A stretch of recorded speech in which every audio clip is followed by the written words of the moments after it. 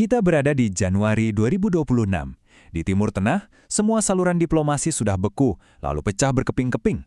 Gema dari perundingan yang gagal kini benar-benar lenyap, ditelan oleh deru mesin-mesin perang yang mulai bergerak ke posisi tempurnya masing-masing. Ini bukan lagi soal perang kata-kata di panggung politik, sama sekali bukan. Ini adalah realitas dingin dari baja dan bahan peledak yang sedang digelar dalam skala yang masif. Jadi ya, kita sudah bergerak jauh melampaui kemungkinan, melampaui spekulasi.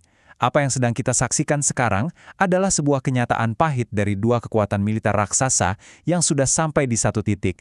Titik di mana persiapan perang ini hampir mustahil untuk dibatalkan tanpa memicu eskalasi yang jauh lebih dahsyat. Inilah yang kita sebut jalur tak terhindarkan. Oke, mari kita bedah satu persatu dimulai dari komponen pertama krisis ini, tombak ofensif Amerika. Harus kita pahami, Pentagon saat ini tidak lagi sekedar melakukan rotasi pasukan rutin.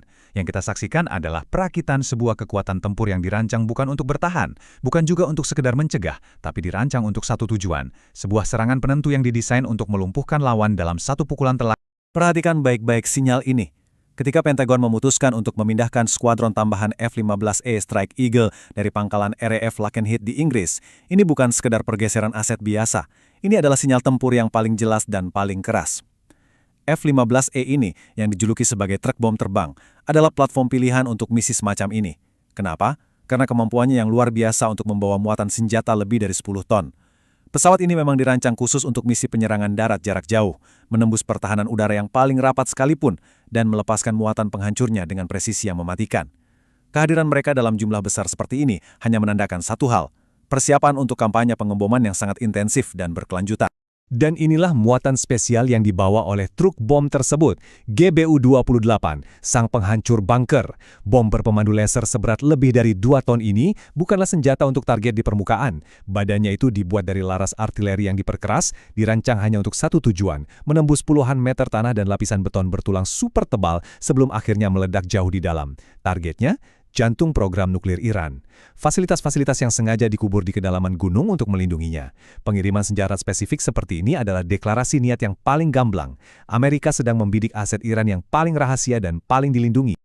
Tapi, sebuah kesalahan fatal kalau kita hanya fokus pada jet tempurnya saja. Coba lihat ekosistem pendukungnya. Langit di atas Timur Tengah saat ini sudah menjadi semacam jalan tol super sibuk bagi tanker KC-135 Stratotanker. Mereka ini adalah pompa bensin terbang yang memastikan para F-15I bisa terus beroperasi non-stop di atas wilayah musuh tanpa harus kembali ke pangkalan. Sementara itu, di darat, pesawat kargo raksasa C-17 Globemaster III terus-menerus mendarat, silih berganti membawa gelombang baru bom GBU-28, rudal-rudal, dan suku cadang. Ini bukan persiapan untuk serangan kilat satu malam. Ini adalah pembangunan infrastruktur logistik untuk sebuah kampanye udara masif yang dirancang untuk berlangsung berhari-hari atau bahkan berminggu-minggu. Nah, kekuatan ofensif udara ini tidak akan lengkap tanpa elemen laut dan elektronik. Sebelum tombak utama menghantam, Amerika harus memastikan musuh dalam keadaan buta dan lumpuh. Disinilah gugus tempur kapal induk dan aset perang elektroniknya memainkan peran yang sangat krusial. Di perairan Teluk, USS Abraham Lincoln bukan sekedar kapal induk, dia adalah pusat komando terapung, otak dari seluruh operasi. Dari deknya, F-35C Lightning II, sang hantu siluman, akan meluncur pertama kali, menembus wilayah udara Iran tanpa terdeteksi untuk menghancurkan pusat komando dan situs-situs radar kunci. Tapi, mungkin pemain utamanya justru adalah EA-18G Growler. Pesawat ini tidak membawa bom, dia membawa badai elektronik. Tugasnya adalah membutakan dan memekakkan telinga seluruh jaringan pertahanan udara Iran, menciptakan sebuah koridor elektronik yang aman bagi gelombang F-15E untuk masuk dan melepaskan muatan mematikan mereka tanpa perlawanan yang berarti. Dan sinyal yang paling mengerikan justru datang dari darat.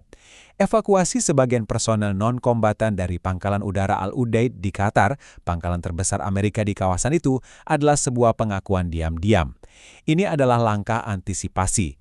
Amerika tahu persis bahwa serangan mereka akan dibalas dengan kekuatan penuh dan mereka sedang membersihkan area dari kerentanan sebelum kiamat rudal yang mereka perkirakan akan segera datang. Tapi, di seberang Teluk, IN sama sekali tidak menunggu pasif. Mereka sudah menyiapkan sebuah strategi pertahanan yang sangat canggih dan asimetris. Doktrin mereka bukan sekedar bertahan, melainkan menyerap gelombang serangan pertama dan kemudian melepaskan pukulan balasan yang berpotensi melumpuhkan. Disinilah kita menyaksikan duel epik antara pedang dan perisai modern.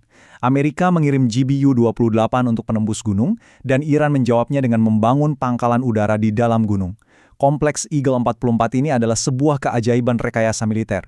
Ini bukan sekedar bunker biasa, ini adalah pangkalan udara bawah tanah yang berfungsi penuh, lengkap dengan landasan pacu yang keluar langsung dari lereng gunung. Tujuannya sangat jelas, untuk menyerap serangan pertama Amerika, membiarkan pangkalan di permukaan hancur, dan kemudian dari perut bumi meluncurkan gelombang kedua sebagai serangan balasan yang mematikan. Akan tetapi, kekuatan pemukul Iran yang paling ditakuti, yang paling membuat para perencana di Pentagon tidak bisa tidur, bukanlah jet tempur mereka. Ancaman sesungguhnya bersembunyi di antara puncak-puncak dan lembah-lembah terjal di pegunungan Zagros. Di sanalah armada rudal balistik mereka telah disebar, siap untuk menghujani setiap target musuh di seluruh kawasan. Inilah mimpi buruk strategis bagi Pentagon. Iran tidak bergantung pada silo-silo rudal statis yang mudah dilacak dan dihancurkan. Mereka mengandalkan ribuan peluncur bergerak atau TEL yang bersembunyi di lembah-lembah pegunungan Zagros terus bergerak untuk menghindari deteksi satelit. Ribuan rudal balistik, termasuk Fatah yang hipersonik, sudah diarahkan, sudah dikunci ke setiap pangkalan AS, pelabuhan, dan bahkan kapal induk di Teluk. Waktu tempuhnya kurang dari 7 menit. Coba bayangkan, 7 menit dari peluncuran sampai hantaman. Tidak ada sistem pertahanan rudal di dunia yang bisa merespon secara efektif dalam waktu sesingkat itu. Ini bukan lagi ancaman, ini adalah sebuah jaminan kehancuran. Dan untuk melindungi aset-aset berharga ini, Iran telah membangun sebuah kubah pertahanan berlapis. Sistem Bafar 373 buatan dalam negeri dan S-300 yang canggih kini dalam kondisi siaga tempur penuh terhubung dengan jaringan radar peringatan dini yang terus-menerus memindai langit 24 jam sehari, 7 hari seminggu. Mereka hanya mencari satu hal, jejak panas atau pantulan radar sekecil apapun yang menandakan kehadiran penyusup siluman, mengubah langit Iran menjadi zona mematikan yang sangat berbahaya. Jadi, inilah gambaran situasinya sekarang. Kedua kekuatan yang saling berhadapan ini kini terkunci dalam kondisi siaga tempur tingkat tertinggi. Semua pion, semua bidak catur, kini sudah berada di posisinya masing-masing, siap bergerak. Kita memiliki dua mesin perang raksasa, saling berhadapan dengan senjata yang sudah dikokang dan jari di atas pelatuk. Di satu sisi, Amerika telah mengerahkan kekuatan ekspedisi yang luar biasa canggihnya.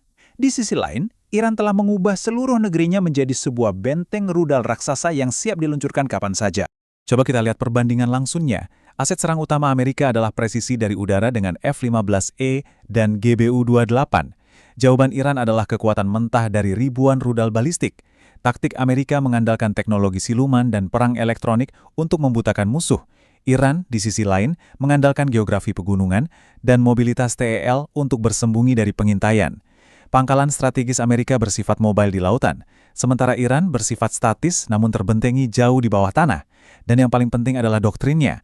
Amerika menginginkan serangan pertama yang cepat dan menentukan, sementara Iran bersiap untuk menyerap serangan itu dan membalas dengan kehancuran yang masif.